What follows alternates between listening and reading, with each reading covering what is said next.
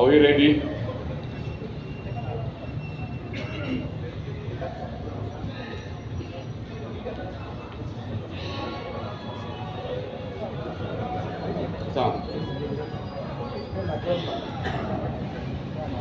Yeah, first I want to take this opportunity to welcome our CS for Health, Honorable Duale, who has come with his team from Nairobi to do SHA rollouts in Kakamega.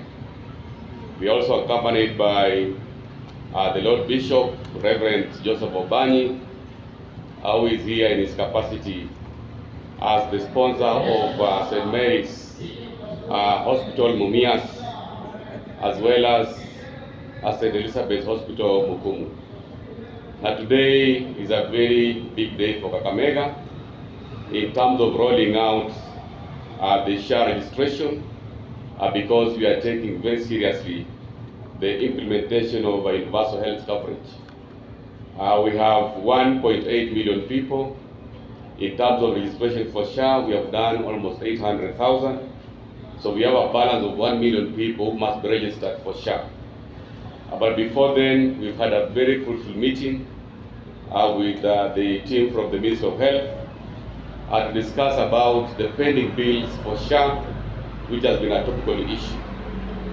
And in our discussion this morning, the focus was on the pending bills for SHA for Kakamega County facilities with regard to level 2 and 3s, level 4, and then of course level 5. For Kakamega County, we have a total of 293 million shillings, which are pending bills for SHA, comprising of 72 million for level 2 and 3s, 55 million for level 4s, and 166 million for level 5, that is CGH.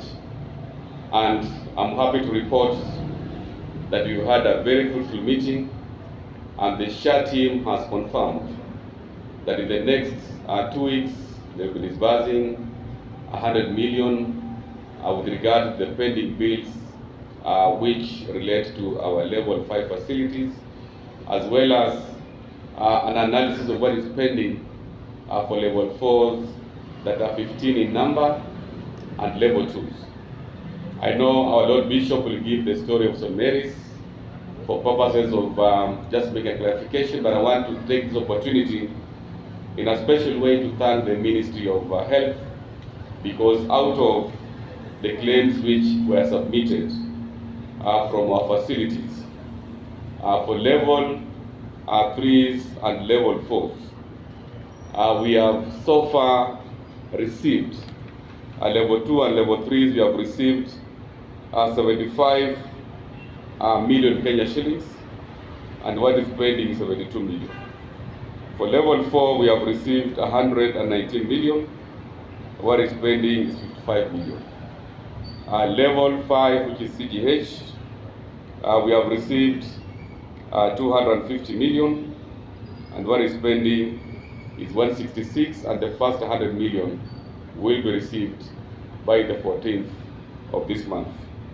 I want to, in a special way, thank the ministry for making sure that this SHA registration is rolled out in Kakamega County, as well as honoring the claims which have been submitted, because the claim submission before the payment is done, there's a verification process which has basically been ongoing. So with those few remarks, I want to invite the Lord Bishop, Reverend Joseph Obanyi of the Catholic Church, Diocese of Kakamega, just to give a brief statement with regard to the claims that have been paid for St. Mary's, what is pending, and what we have agreed with the ministry. Then finally, Waziri will summarize the conversation. So karibu sana Baba Askofu to talk to the media. Karibu.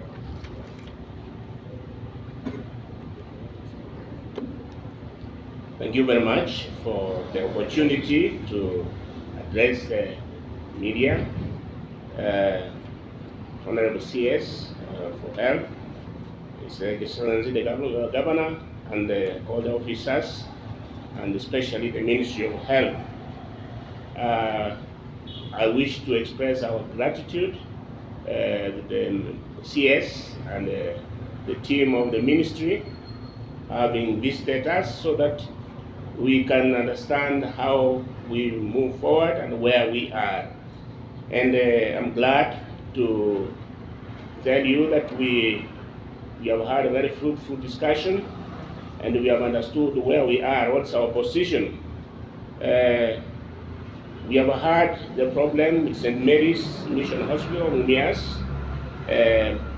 whose functions had been on suspension on account of the strike of the workers or the staff, and therefore the function couldn't continue because of the salary arrears that they have incurred for 3 months. And that one, we believed that we got the payments that are due from SHA. We will have sorted them. So we've agreed, and I confirm that so far from December of 2024 to August of 2025, the SHA has disbursed a total of 98,671,567. These have been disbursed across, spread over the months that we have had. We have, believe, a pending payment of 35 million claims, 5 million that we expected from SHA, and that's what we believe that will help us to be able to clear the arrears of the workers. And we are also received information because of the verifications that have to go on, that 10 million of the claims have still to be verified. So it means that we have to continue engaging with SHA, but I can confirm that we have had all the money. The genesis of the strike of the workers came because of the accruing arrears from NHIF, which is about 143 million. But now we are talking about what has been disbursed by SHA, and I can confirm that each month SHA has always disbursed its money, and the pending claims is what we have negotiated, and we have agreed that once other documentations are submitted, then we believe in the coming 1 week we may receive about 14 million, and that is able to help us to be able to engage the workers to return to work so that the people can be served. We want to thank the ministry for having made this effort to come, and I believe the idea of SHA, because of reaching out to all the patients, is a good idea that, well implemented, is going to benefit the Kenyans. As I have also noticed that they are paying promptly, though not all the claims that are paid, but they are able to help the patients. And listening to the CS and his team, you can tell that there is goodwill, and we believe together, when we are cooperating together, there will be greater effect in the work of the service of the people of God, that is in matters of health. So I wish to reiterate that we are ready to collaborate and work towards the good of the people that we are called to serve. Thank you very much, and God bless you.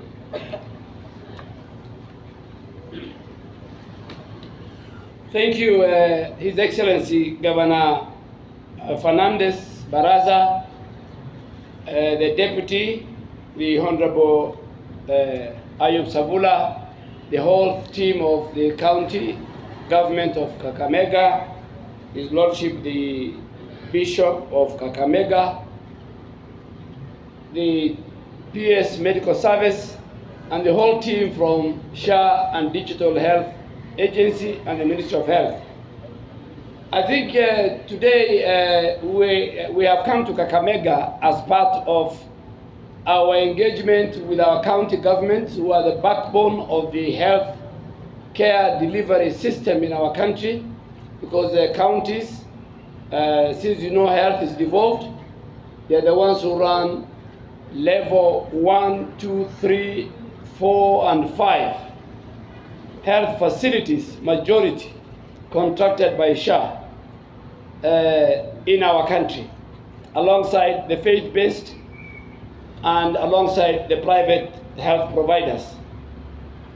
First, I want to thank the Governor Baraza. Governor Baraza is one of the progressive governors and leaders, particularly on health matters, because I can give a scorecard. I've been to many counties, and there are many I'm going to visit, because he knows his facts very right. In our engagement this morning, he knows what the Kakamega General Hospital is doing, and the engagement with us. He knows all the level 4, the 15 of them, and their engagement with us, and he knows the primary healthcare facilities and their engagement with SHA. And his numbers and our numbers tally, and I have said earlier, we have a very watertight, solid system. And I want to tell the people of Kenya, from Kakamega here, that we are not playing games. We are ready, willing to answer any question. And that is because of the system that we have built. So it can detect fraud, and we have explained so well, even to Governor Baraza, and those people who work in his facilities and who think they can steal the county commodities, the drugs. You can only do it in the next 2 weeks. We are using and helping him with our system, that you cannot steal a Panadol from any public health facility run by the county government of Kakamega. We have agreed with him by the next circle this Friday, and the 14th of September, which is the day we pay, SHA pays, we will pay him 100 million shilling, and all the other balances remaining, we have agreed with him why and how they will be verified and how they will be paid. On St. Mary's, I want to thank His Lordship the Bishop on coming and discussing. You have heard from him since inception, December. SHA started in October. Since December to August this year, St. Mary's Hospital has received reimbursement from SHA totaling 98 million Kenya shillings. And the man of the clock, the bishop, is behind me. And I'm a very true and believing Muslim. So we don't lie, me and him. Me and him, we might be two different faiths. The way I have a lot of respect for the religious leaders across our country. So we are paying 98. And we are paying him before next week, before 14th. In fact, we start paying him on Friday, his balance. And 14th, when the circle is being paid, money amounting to 14.3 million. The other balance, we have shown him how we are going to verify with him. So, St. Mary Hospital, from where we sit, has not been closed by SHA, has not been closed by the regulator, Kenya Medical Practitioners and Dentists Council, their license is valid, has not been closed by the digital health agency that controls the system. So from where we sit, St. Mary Hospital has all the valid licenses from all our agencies. So those who are peddling in funerals and want to use St. Mary, I am telling them here from Kakamega, this weekend you better look for something else. St. Mary is not available for you. We have resolved it. And Bishop, when you open, I will come back. I'll come back and I'll come back with the drugs. I will come back and we do a medical camp. We want to help the people of St. Mary's working with the church. Because our business is to make sure that we deliver accessible, affordable, quality health care to the people of Kenya within our borders. So those who are, whether they use the floor of the house, whether they use funerals, I don't know, Governor, whether they must look for something else. Because St. Mary's story is closed. And thank you, our Lordship, the Bishop. And we will make sure, and today the Bishop is very happy. We have taken him through our system. We have taken him through how SHA deals with the claims. And we have taken him how we should go forward on the pending bills of NHIF. And I want to make it very clear.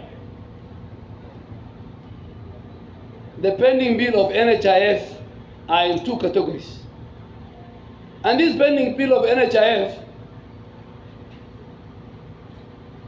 is why we had to close NHIF and start SHA. Because it was a den of corruption. It is where patients' money was being stolen, where people were building their wealth using patients' money. And it's immoral and unconstitutional, and we will not allow it going forward. So anybody with a pending bill of NHIF from 1 shilling to 10 million, totaling 5.3 billion, accounting for 92% of the entire NHIF bill, as a government, on the direction of the President, we will pay in the next 2 months. We are only waiting for the National Treasury to introduce the supplementary budget, and we put the 5.3. Anybody who has more than 10 million, we have agreed that we do verification.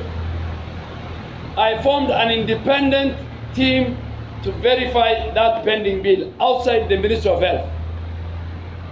The same crooks and fraudsters, because they know that the bill of theirs, some of the bills are fraudulent, are fraud. They went to court, they stopped me and the committee from verifying. A court of law has given judgment that what I did was unconstitutional.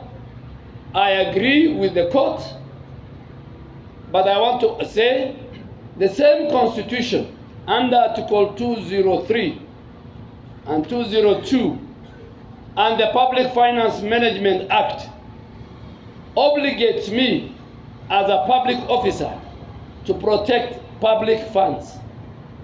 So if you want me to pay you, you must be ready to verification of those pending bills. So I'm calling upon both faith-based, government, and most of them are county government, including my own referral hospitals, like Kenyatta Hospital, our own referral hospitals, Kenyatta Hospital, MTRH, Jaramogi, Oginga, Kenyatta University, Mathare, and faith-based and private. We're telling you, let us come to the table, and I'm going to, working with the PS, we will form a team to verify minus verification, we are not going to pay money. We must protect public resources. So that is about the pending bill, the NHIS pending bill. So thank you very much, Governor. I think I really want to thank you and your team and the Bishop for clearing the air. St. Mary has confirmed, the Bishop has confirmed that they have received 98 million from SHA, and they receive it on a monthly basis. They have a problem with the pending bill, and going forward, we'll work together to make sure all our faith-based, all our public hospitals, and SHA and DHA and the ministry work together, because we are all working for the people of Kenya to make sure that each and every Kenyan gets the right health care regardless of his social status. And that is what this government promised, that healthcare delivery must be equal for the rich and for the poor, for the mighty and for the person at the bottom. So that is our message. So tell my friends, some of them are my very good friends, politicians. I know them, and I've been sending them. Bishop, what I have been sending you, I have been sending to these politicians. But you know, because they have no agenda. They have no agenda. Na mimi nataka niseme, mimi unajua nimekuwa mzee. I have been in parliament for 20 years with most of the leaders. My business is to fix the healthcare sector. My business is to fight fraud. Na wananchi mkiona mahali kuna ukora, hata dawa ya hospitali inaibiwa, mnapiga 147. Jana mimi nilikuwa call center ya 147. Na nimesikiza Wakenya wakinipigia. Mkienda kwa public health facility, ile ya dispensary, health center, sub county, outpatient, it is free. But you must register with SHA. Usiende kwa hospitali ya governor useme ati waziri na rais wamesema ni free na hujaregister na SHA. Ni free wakati uregister, na tafadhali register ili governor akutibu uende nyumbani, ama magavana za kutibu, ama St. Mary kutibu uende nyumbani, ili hawa pia wapate hiyo pesa kutoka SHA. Na tumesikizana, governor ataweka desk. Wewe ukiingia kwa hospitali unaulizwa umeregister na SHA. Kama hujaregister unapeana ID card. Kama ni wewe mama hujafikisha umri ya ID card, tunakulipia bure. Unakuja na birth certificate. Teenage mothers, you just need to go with the birth certificate. Maneno yetu ni wazi. Si atufichi kitu, si tumekuja St. Mary's. Si kulikuwa na uongo hapa ya nini. Hata wengine wanasema ati Duale ni corrupt. Na wale wananiambia corrupt, nimeserve now parliament. I can write another book about them. Wale wanasema ati Duale ni corrupt. Mimi si mnajua nimeandika kitabu. Huyo anasema Duale ni corrupt, na Masi ni corrupt, na PS ni corrupt. Huyo we can write a book about him. Ya, na unajua hawezi kutisha sisi. Ya, mwambie usitutishe na ukiwa funeral. Tumekutumia, I have sent him, and he knows himself. I have sent him what I have sent the bishop. I have sent him what I have sent the governor. Lakini yeye hataki kusikia. So mwambieni Duale amesema niko Kakamega. Na ukitaka next time tutakutana kwa funeral. Na next time tutakutana kwa mkutano, huyu atanialika governor. Na tunapazana hapa kumundu. Wewe kuja na hesabu yako, mimi nakuja na hesabu yangu. Sawa sawa? Asanteni sana. Haya, sisi tunashukuru sana vile waziri wetu wa afya na baba askofu wetu wameongea. So sasa nawakaribisha kule Buhungu kwa hafla maalum ya kusaidia watu wetu kujisajili na SHA ili tuweze kusongesha masuala ya afya mbele. Karibuni Buhungu wanahabari wote na wana Kakamega wote ili tuweze kueneza injili ya SHA. Asanteni sana. Songesha hii tafadhali. Wahusika. Ali.